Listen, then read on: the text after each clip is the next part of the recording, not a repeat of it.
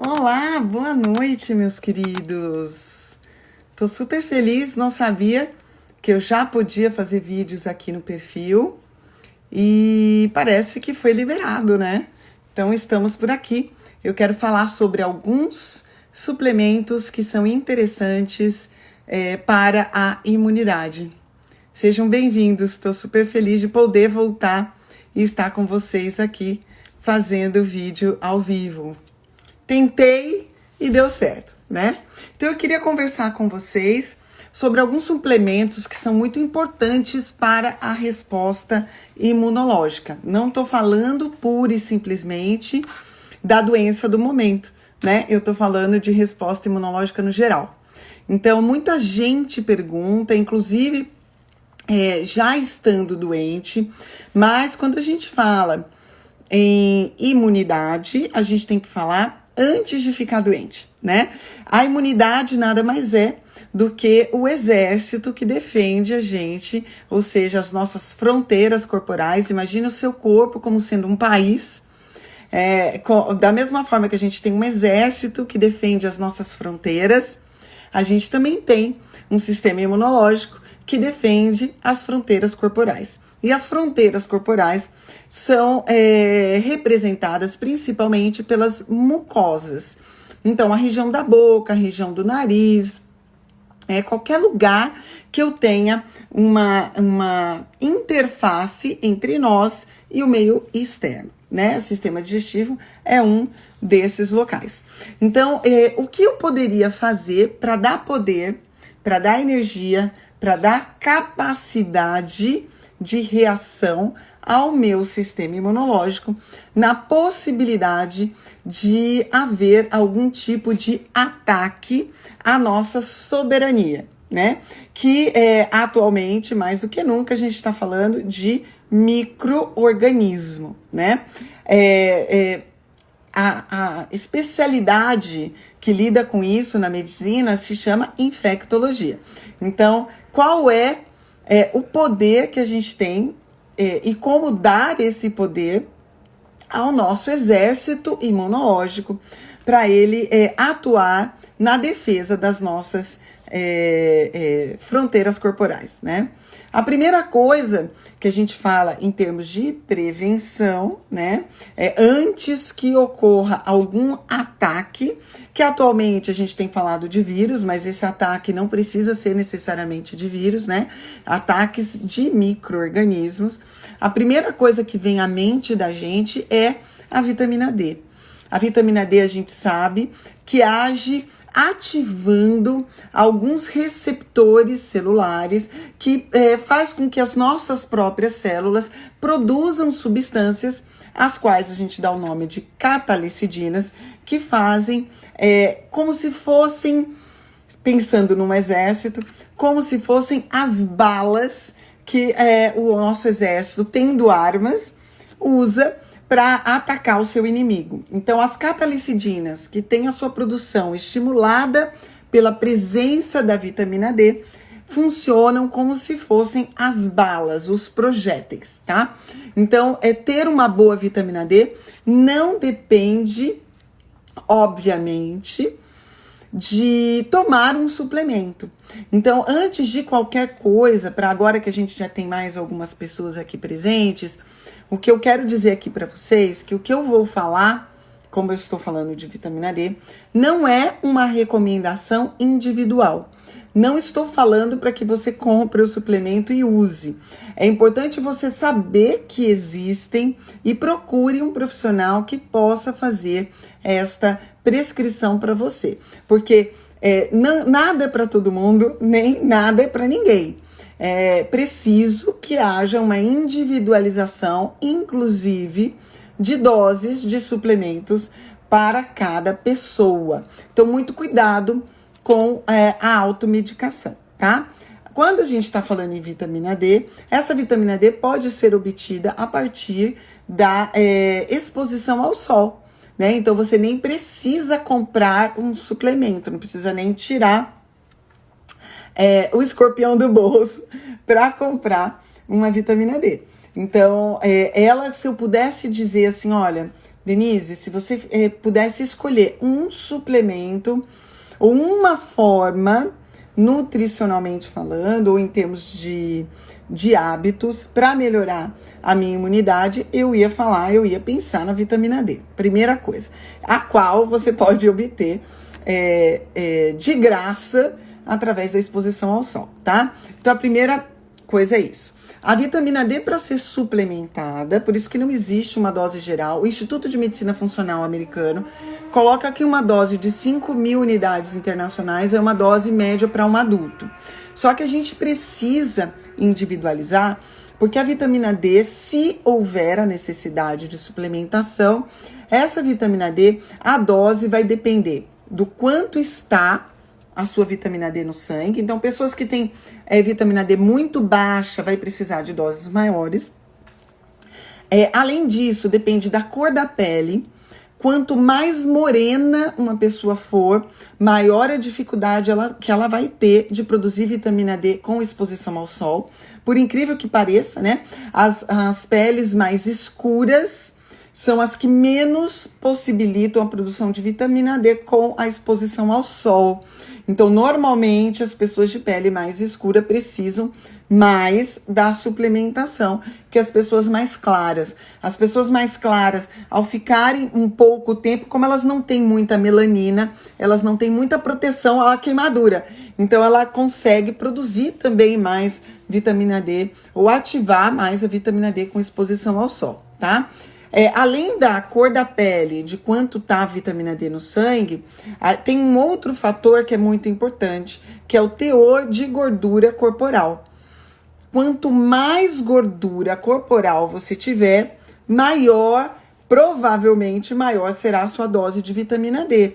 Porque a vitamina D é uma vitamina lipossolúvel. Então, ela fica presa, retida no tecido gorduroso. Então, na hora que você pega o exame de sangue, a vitamina D tá baixa, porque essa vitamina D tá toda presa na gordura, né? Então, não necessariamente nós estamos falando de obesidade aqui, né? Tem muitos falsos magros, né? Que tem uma quantidade de gordura corporal muito grande.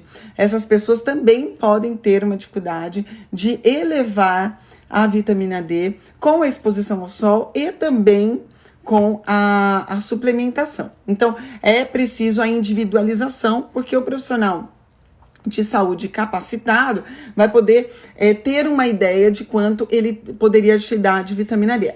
E tem mais um fator também, que é a dosagem do PTH, tá? Que é o paratormônio. O paratormônio é contrarregulador dessa vitamina D. Então, a gente também tem que tomar cuidado, né? Com a quantidade, com a dosagem do paratormônio sanguíneo.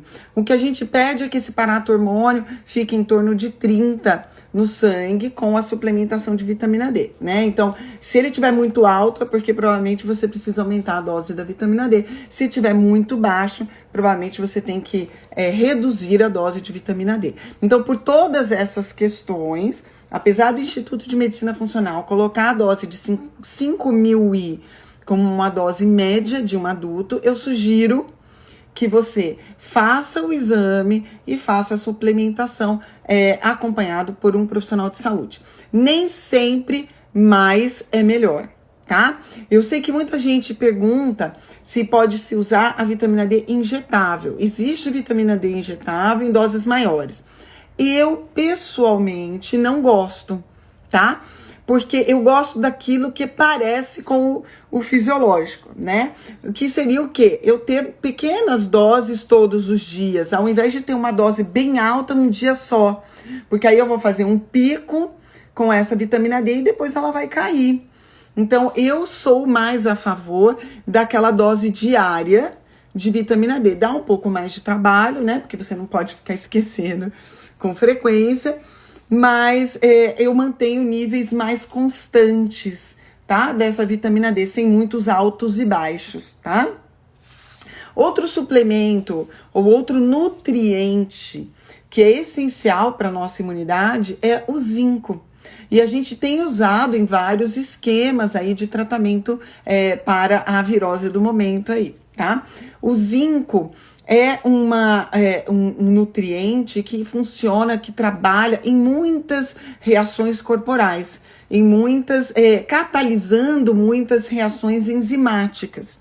No caso da imunidade, a gente sabe que o zinco especificamente tem ação antiviral, tem ação diminuindo a possibilidade de replicação de um vírus, alterando o pH celular, dificultando esta replicação. No caso desta virose atual, ele atua inclusive sobre a enzima conversora de angiotensina 2, que é usada pelo vírus para entrar na célula que ele vai parasitar. Então ele também tem uma atividade específica sobre essa enzima. O zinco também age sobre algumas enzimas chamadas de, que é uma cascata, que chama da caspase. Então, ele pode diminuir a possibilidade da apoptose celular. Então, ele diminui o estresse oxidativo, tá? Então, o zinco é muito importante. A gente consegue zinco na dieta, mas um pouco difícil, tá? Da gente conseguir o zinco, como que eu vou dizer assim para vocês? Tudo que a gente precisa, né? Só com a dieta. Mais uma vez, o Instituto de Medicina Funcional americano sugere a dose de 25 miligramas quelado 2 vezes ao dia. Cuidado com o zinco, porque ele pode causar dores gástricas, tá? Epigástricas. Ele pode dar um pouco de intolerância gástrica. Então, é importante, quando for usar o zinco, usar após alguma refeição, para não causar gastrite, nem dor epigástrica aí, né? Nenhuma dor nessa região, algum transtorno digestivo, tá? Mas zinco é super importante. Outro nutriente que eu tenho falado até com uma relativa frequência é a melatonina. A gente sabe que a melatonina é um hormônio envolvido no processo do sono, então a gente chama isso de um hormônio relacionado à nossa cronobiologia, né, a dormir. Mas a gente sabe também na evolução das espécies que a melatonina, ela é muito mais que isso. Ela surgiu, inclusive, bactérias produzem melatonina, plantas produzem melatonina, no entanto que a gente tem o que a gente chama de fitomelatonina, porque a melatonina, ela é, na verdade, um grande consumidor de radicais livres produzidos nas nossas mitocôndrias. Então, ele é um baita antioxidante. A gente sabe que a melatonina pode reduzir este processo de desgaste celular durante um processo infeccioso. A melatonina diminui os efeitos da suplementação de oxigênio em pacientes que estão entubados, por exemplo. Já se estuda, e o que eu saiba, já existe locais fazendo a melatonina inalatória para pacientes entubados, por exemplo, para reduzir a possibilidade de fibrose com o uso da intubação orotraqueal e do oxigênio com uma pressão alta em altas doses nesses pacientes entubados. Então, a melatonina também tem um efeito aí. Doutora, preciso tomar melatonina? Mais uma vez, não necessariamente, tá? A melatonina é produzida pelo nosso corpo desde que a gente respeite a nossa cronobiologia, a gente apague as luzes. Então, assim que você terminar de assistir esse vídeo, você vai apagar as luzes da sua casa, tirar a luz branca, luz bem suave, porque isso possibilita com que você produza a sua melatonina.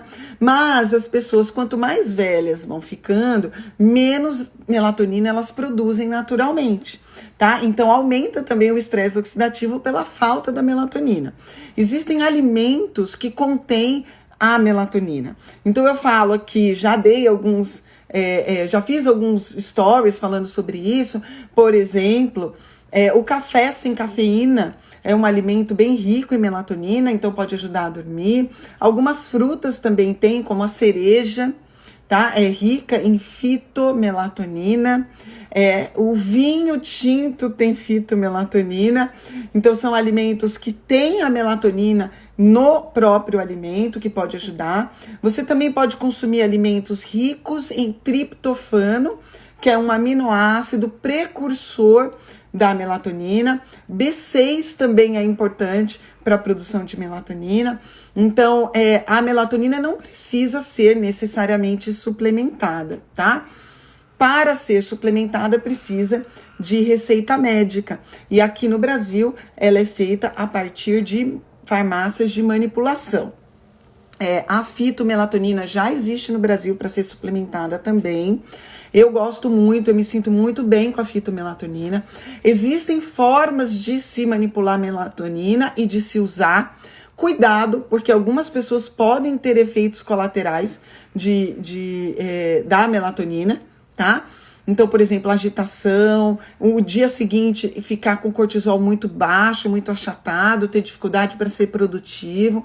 Então, por isso a dose da melatonina tem que ser individualizada e ela tem que ser usada cedo.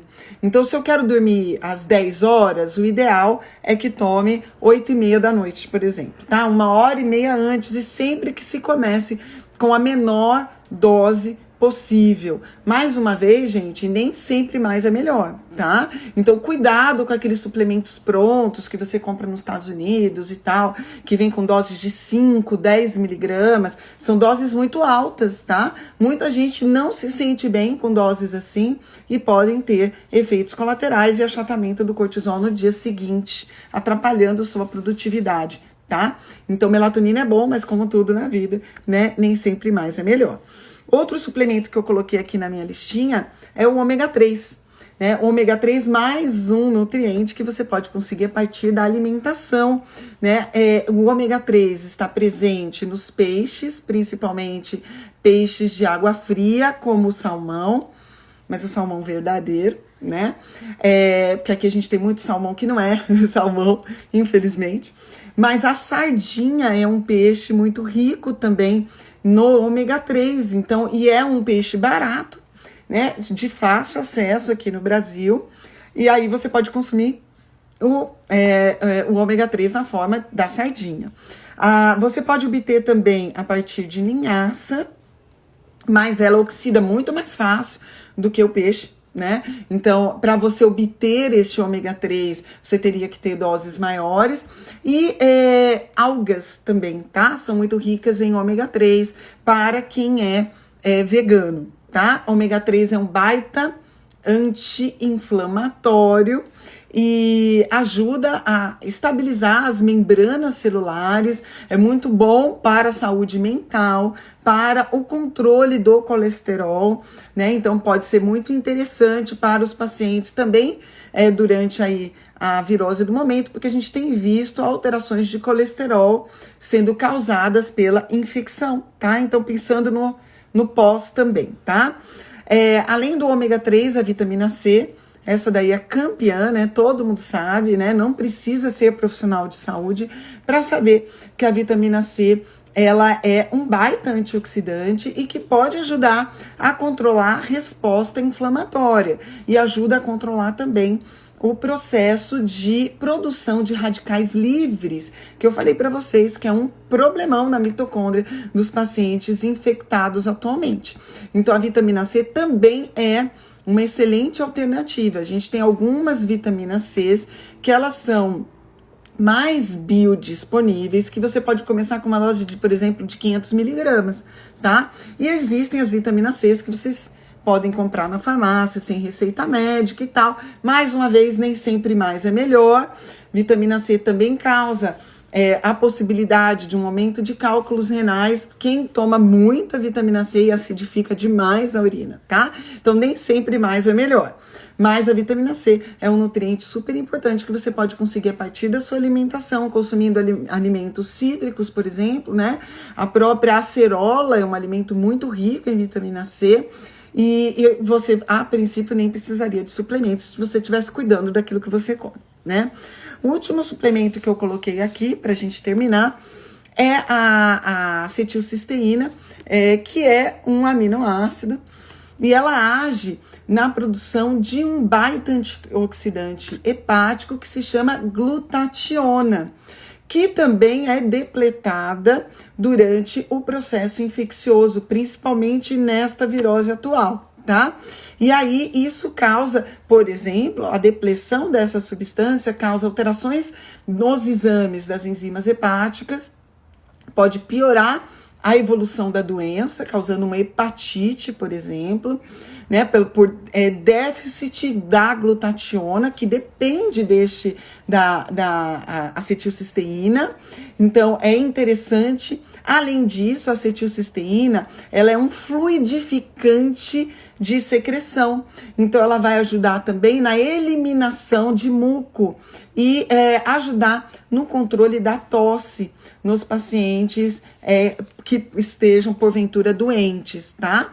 Então, vale a pena, principalmente quem tem já algum tipo de esteatose hepática, alterações das enzimas hepáticas, seria interessante consumir a acetilcisteína de uma forma relativamente regular e no início do tratamento da infecção viral, tá bom? Espero que tenha sido útil para vocês. Estou super feliz de estar voltando aqui a fazer vídeos neste perfil e gostaria de pedir para vocês que vocês compartilhem esse vídeo, dividam com seus amigos e com seus colegas, com as pessoas que vocês amam e que precisam saber disso. Fiquem com Deus e não desistam de vocês mesmos, tá? Existe muito poder em vocês, muito mais do que vocês imaginam. Um beijo.